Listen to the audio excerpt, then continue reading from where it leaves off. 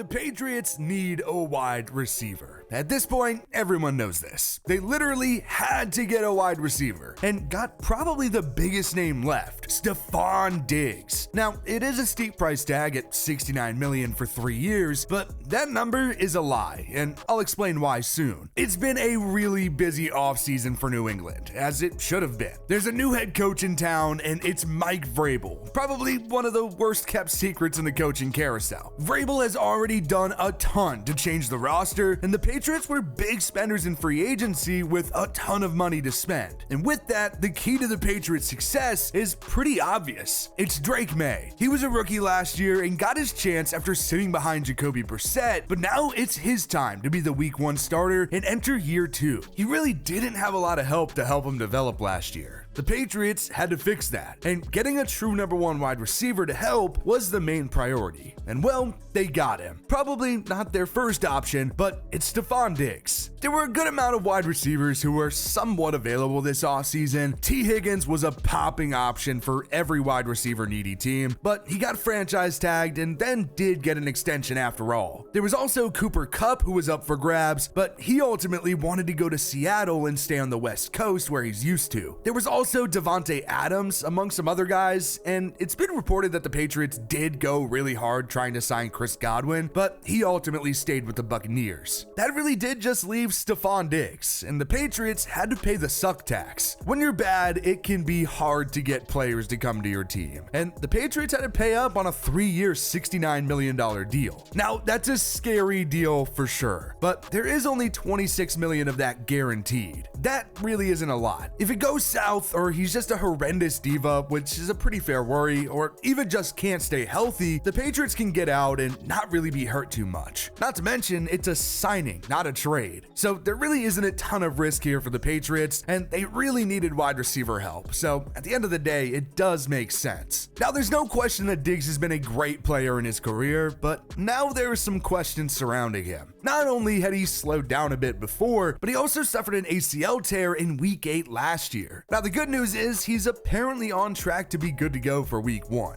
Diggs was traded to the Texans last year from the Bills, and with the trade, the last 3 years of his contract got wiped. So he was able to become a free agent afterwards. And before he did get hurt, he had 47 catches for 496 yards and 3 touchdowns. He was on pace for another 1,000-yard season, but ultimately it wasn't much of a loss for the Texans to lose him in free agency. They did trade a second-round pick to get him, but it wasn't even theirs. So last year was a bit rocky. Diggs is over 30 now, but it's also Stefon Diggs. Do you remember what he did before he was in Houston? He was a 5th round pick in 2015 by the Vikings, but immediately made an impact. His first 3 seasons in the pros, he had 700, 900, and 800 yards. And then in 2018, he got his first 1,000-yard season. He then hit 1,100 yards in 2018, and then everything really exploded for him when he got traded to the Bills in 2020 for a handful of picks. Of course, one of those picks did turn out to be Justin Jefferson, but that trade really did work out well for both sides. Diggs' first season in Buffalo, he led the league in both receptions with 127 and yards with 1,535. Not to mention, he also scored 8 touchdowns. He was a first-team All-Pro and was just absolutely incredible. He had 1,200 yards in 2021 and then was a second-team All-Pro in 2022 after he had 108 receptions for 1,429 yards and 11 touchdowns. He then had 1,100 yards and 8 touchdowns in 2023. Now, there was a lot of drama between him and Josh Allen reportedly towards the end, so he then got traded away to the Texans. And that can definitely be a worry of him being a diva for the Patriots, but they had to do something. That's how you improve, and ultimately, this is a rebuild for the Patriots. And luckily, it's been a very busy offseason, not only counting Diggs. The Patriots have had a ton of moves during free agency, but there weren't necessarily a ton of wild splashes. The true biggest signing was probably defensive tackle Milton Williams. The Patriots had a lot of money to spend, and he was a good example of that. He got a wild 4-year, $104 million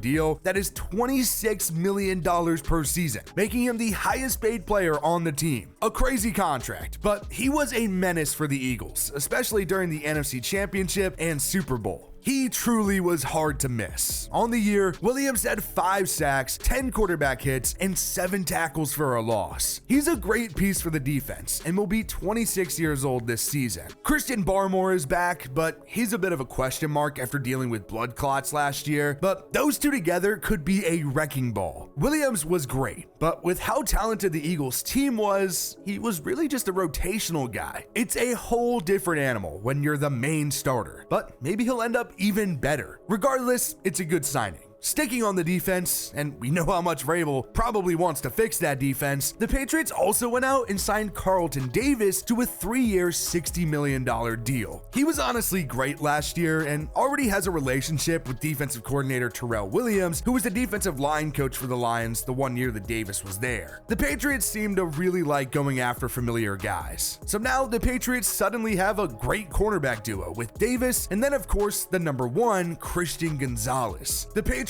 needed a number 2, and now they definitely got it in Davis. That's immediately one of the better cornerback duos in the league. Davis is 28 years old, but hasn't actually played in a full regular season, especially last year after he suffered a broken jaw in week 15. Now, maybe the most interesting signing is actually Harold Landry, who got a 3-year, $43.5 million deal. For one, the Patriots need any help they can get rushing the quarterback, and Landry was once really good at that in his career. Just not too recently. He tore his ACL in 2022 and hasn't really been super productive since, and will turn 29 in June. So it's tough, but he did play under Vrabel in Tennessee, so the signing does make sense. Another Vrabel guy, Robert Spillane, got a 3-year, $37 million deal. He started every game over the last 2 years with the Raiders with 173 tackles and 5.5 sacks. He was a backup for a while and signed with the Titans as an undrafted free agent back in 2018, so he knows Vrabel pretty well. And it's also a payday for him for sure, and well deserved at 29 years old. In the secondary, the Patriots also went out and signed Marcus Epps. He's coming off of a torn ACL in week 3 last year, which is why it's just a 1-year, $1.1 million deal, but it's a good contract, and he'll at the very least be a great depth piece behind either Kyle Duggar or Jabril Peppers. He's one of a few low-risk 1-year deals that the Patriots gave out that are super interesting. Linebacker Jack Gibbons is a pass Vrabel guy who signed. Defensive end Kaylavon Chason is a low-risk, high-reward guy. Safety Jalen Hawkins is coming back to the Patriots, and then defensive